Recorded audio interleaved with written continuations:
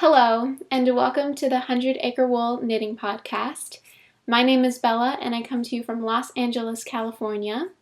I love to knit and sew and do other crafty related things. And on this channel, I really love to show you and talk to you about what I've been making every week. So today I have some knitting to show you.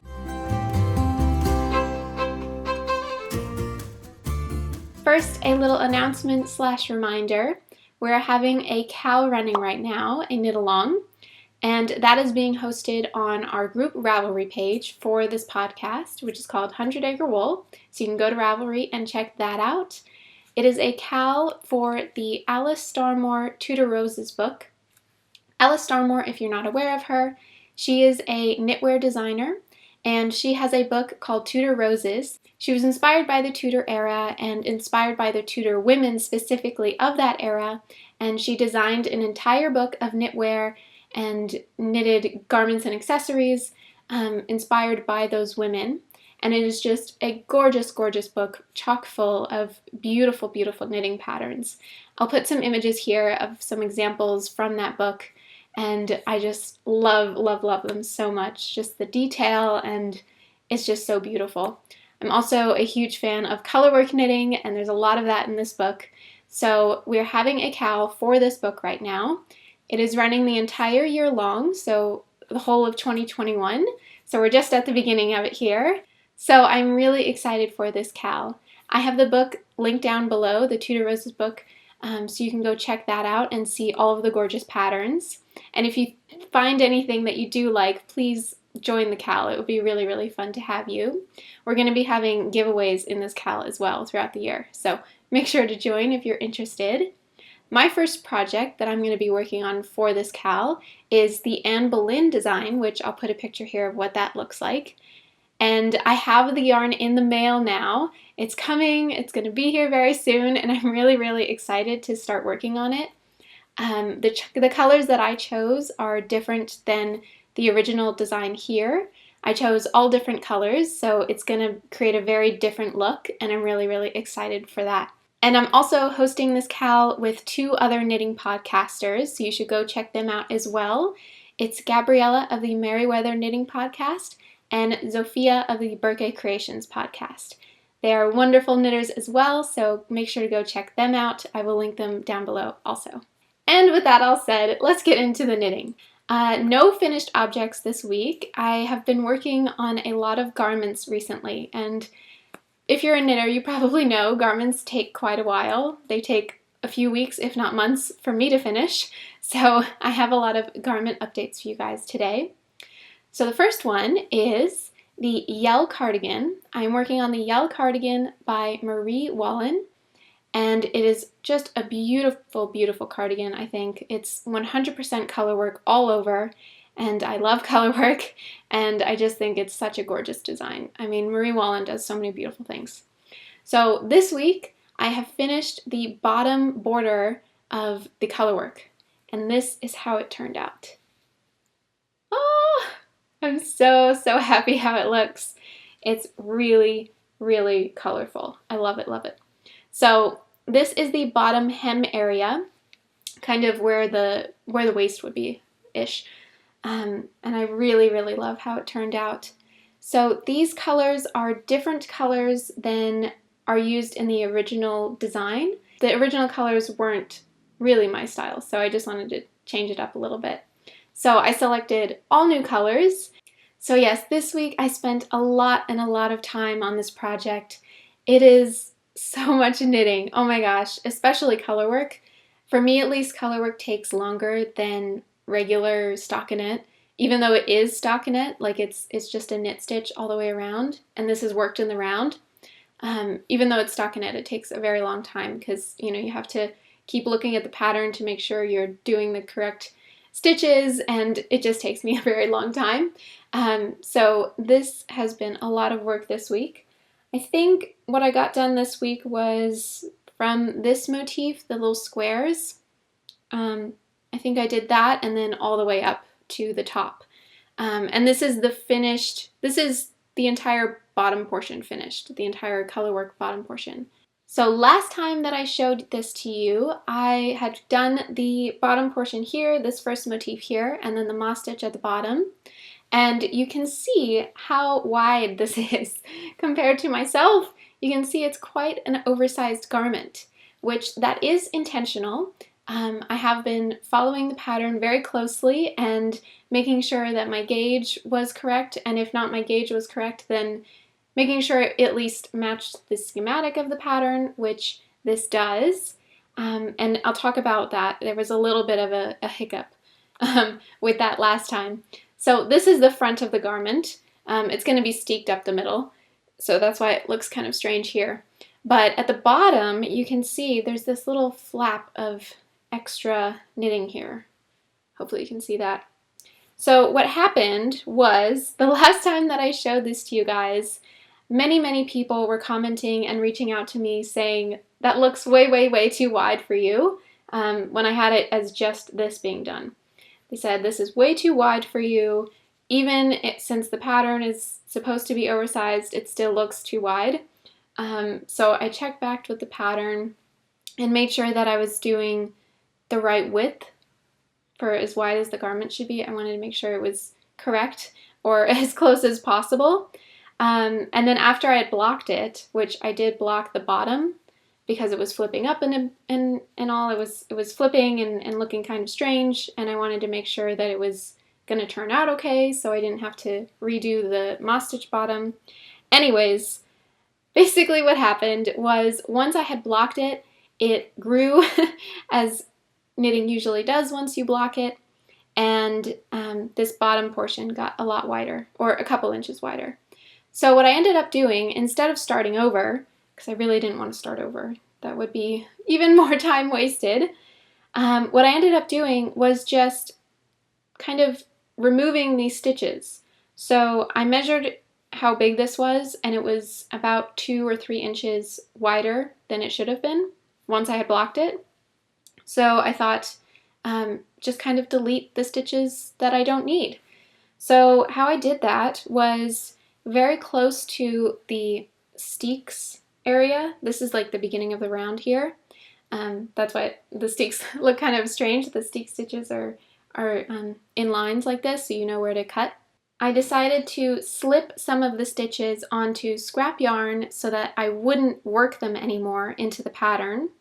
And what I can do now is, once I steek the pattern, I can basically, once I steek this garment, I can basically just trim this part off and it'll just be gone. So the official width of the garment would be what it's looking like now. And this is correct, so I think that's going to work fine. I think if you have this issue ever where you make a garment too big, you can always go down. You can always delete stitches, like I did here. So that was a really cool trick. I think someone had mentioned it, and I was also thinking about it myself as well, so I think that's an awesome idea, is just delete the stitches instead of starting over. So I'm really happy with how this portion came out, and now I'm going to continue working up the body portion. This I blocked, that's why it looks so flat and even. This is blocked, and I slipped all of the stitches onto a scrap yarn in order to do that, so it's not on my cable right now. I think this is done in size 3 US needles, and it's fingering weight yarn, so it's very intricate, and this is definitely the biggest colorwork project that I've ever taken on, so it's a lot of work. And the yarn that I'm using for this is 2 kinds of yarn, 2 brands of yarn that I'm using together. So it's Jamieson and Smith and Jamieson's of Shetland. And the original pattern does call for Jamieson's and of Shetland. Jamieson's of Shetland, yes. That's what Marie Wallin uses in the original pattern. But as I was going through and picking my colors for this project, I found some other colors on the Jamieson and Smith website that I really loved and wanted to use as well. And from what I had heard, I had never used those yarns together, or I had never used those yarns at all before starting this project, so I didn't know what they were like, but I looked up online a lot about what other people were saying about them, comparing them, and they seemed like they would be a good fit together. They seemed like they were very, very similar in weight and, you know, gauge and everything. So I decided to use both of those together. So it is the Spindrift and the 2-ply base in both of them. And now using them and working with them together, they are honestly like indistinguishable from each other. If you put two of them next to each other, like if you gave me a Jamieson & Smith and a Jamieson's of Shetland and put them next to each other and asked me which one was which, I could not tell you. Like they are very, very similar in that fact that they are both 2-ply and they're both the same weight and they feel the same. Like the quality of the yarn, the fiber is very, very similar in my opinion. So if you want to use those two brands together in a colorwork design, I would say go for it. Don't be afraid of mixing brands, because in this instance, I think that these two go together perfectly and you're not going to have a noticeable difference in your knitting. And the other thing I really love about both of these brands and both of these yarns is that they are woolen spun, which means that they are very, very fuzzy and very, very sticky. And if you don't know what I mean by that, woolen spun yarns mean that the fibers, when they're spun, the fibers are not all combed in the same direction. So what ends up happening is when you spin the yarn, bits of the fiber are kind of sticking out of the yarn, which makes it very grabby. So it likes to hold on to other yarns, which is very good for colorwork. So I really, really like that. And it gives it a very rustic feel as well. When I run my finger across here, it's not completely smooth. It's got that texture, which I really, really like in this instance. It's very woolly. So with these yarns in particular, they are very, very good for colorwork because of that stickiness, because of those little fibers that are sticking out. What ends up happening is when you knit them, they cling to each other. So for colorwork, that's very, very good because it creates a very seamless fabric. Instead of, okay, so for example, if you were using a superwash yarn to do colorwork, the stitches would be much more defined than if you would use a woolen spun fabric, or sorry, if you were to use a woolen spun yarn like these. And it becomes especially clear once you block the fabric, which means you wet it and let it dry. It becomes especially clear after that because the yarn blooms and it fills in all of the little spaces between the stitches. So it creates a very, very nice fabric that is one piece instead of a lot of different little stitches. So I really, really love this yarn and this pattern, and I'm just adoring how it's coming out. And if you would like to know more about colorwork, I have actually started making a colorwork series on this channel. In that series, I talk about tips on how to choose colors for your colorwork, give some examples of how I chose these colors in particular, and then I also talk about a really cool mock-up method that I used in this pattern also, to kind of pre-visualize your colorwork before you even start knitting it. And in my experience, it has saved me a lot of time. So if you're curious about that and you would want to learn more, I will link those above.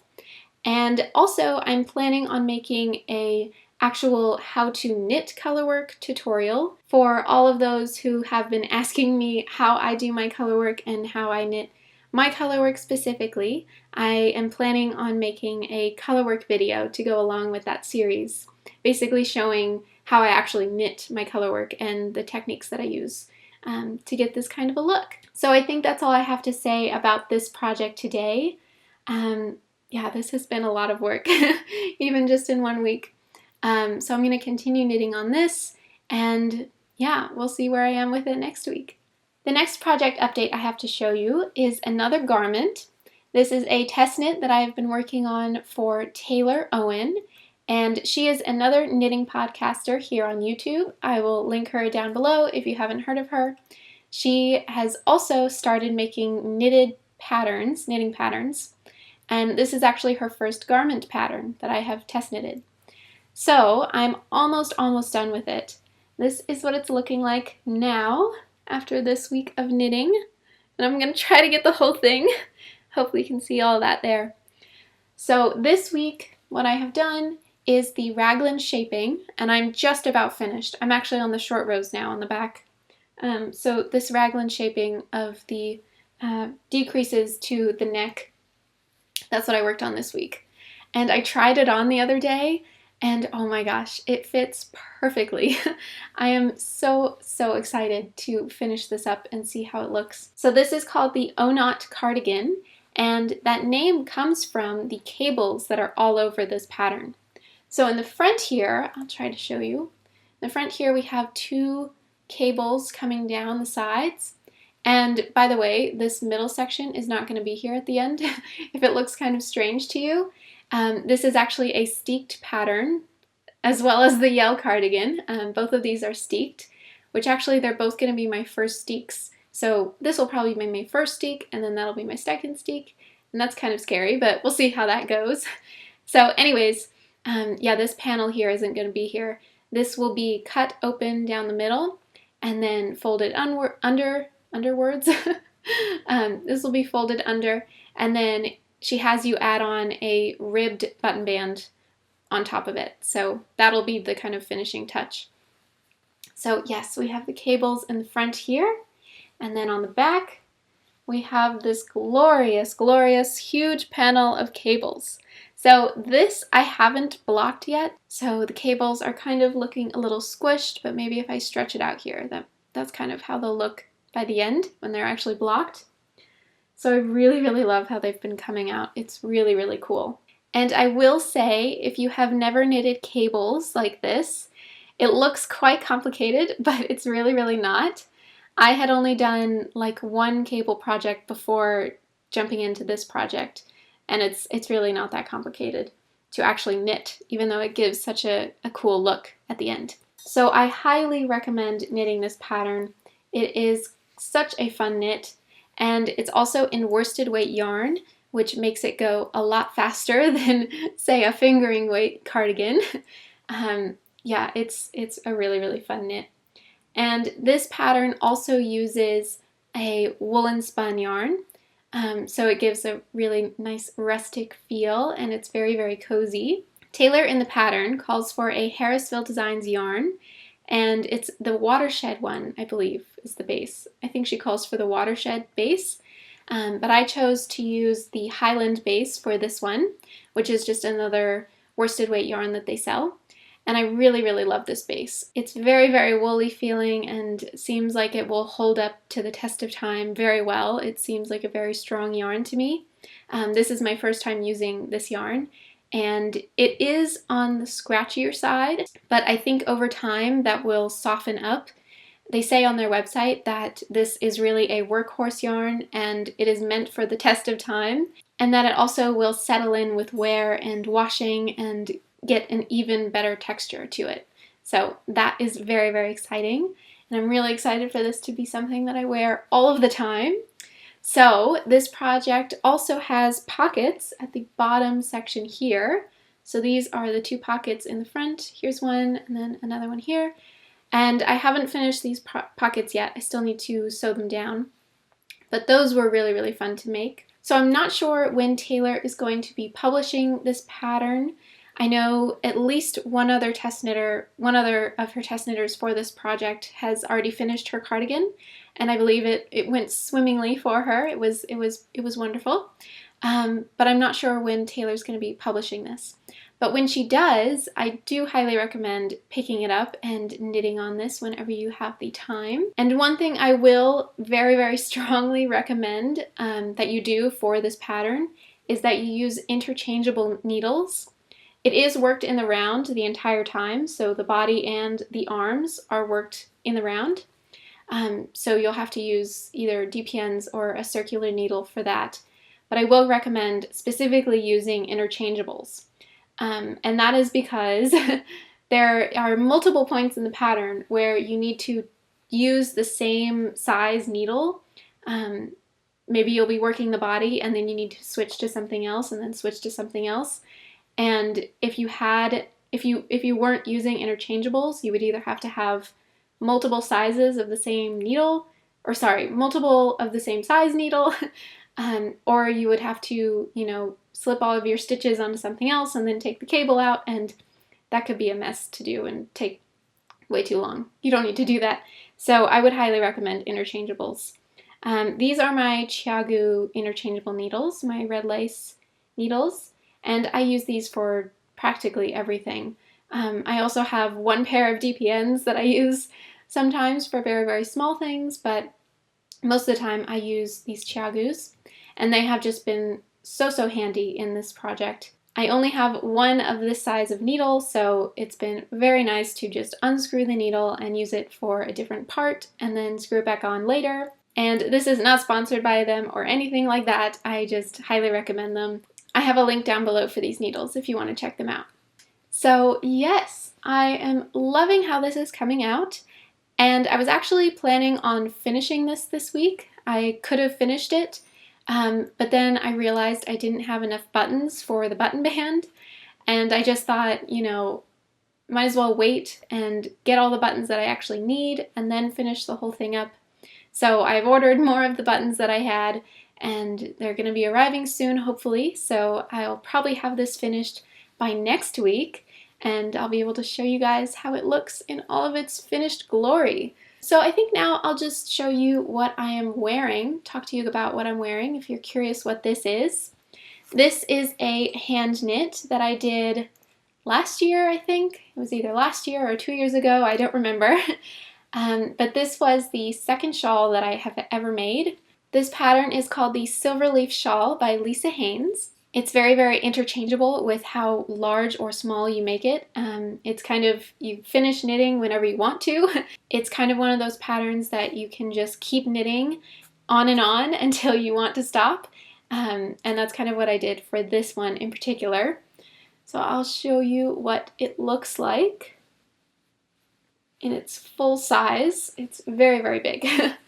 So I used 2 skeins of a wool silk blend yarn for this, and hopefully you can see all of it there. I can't get all of it in the frame, but it's very, very big, as you can see, and it just keeps going. It's kind of a triangle shaped shawl, and it also has a kind of swoopy bottom. So hopefully you can tell. I also have a lot more pictures on my Ravelry page for this, which I'll link down below if you're curious to see more. But I really, really love, my favorite part is right here, the kind of lace leaf detail here. Hopefully you can see that. I think that part is just so cool. So yes, I used wool and silk yarn for this. It's a 70-30% blend, I think. 70% wool and 30% silk. It is by Seven Sisters Arts, which I love, love, love her yarn. Oh my. She's from Rhode Island, and I picked up this yarn at a knitting festival that I went to a couple years ago, and I just thought it was so beautiful. And I really love how it knit up as well. It's a very nice summery, springy color. So yeah, that is this project. And as you can see, it's extremely drapey. The gauge that I got was quite loose. It's mostly garter stitch with some eye holes or eyelets. It's mostly a garter stitch, so that was very, very quick to knit. But yes, it's quite a loose gauge, so it made it really, really big and really, really flowy. So I love this shawl. A lot of times I'll just, you know, wrap it up like I just showed you, like I was wearing it today. And then also sometimes I'll wrap it around my back if I'm cold, and it actually does well at keeping in the warmth. So yeah, that's that shawl.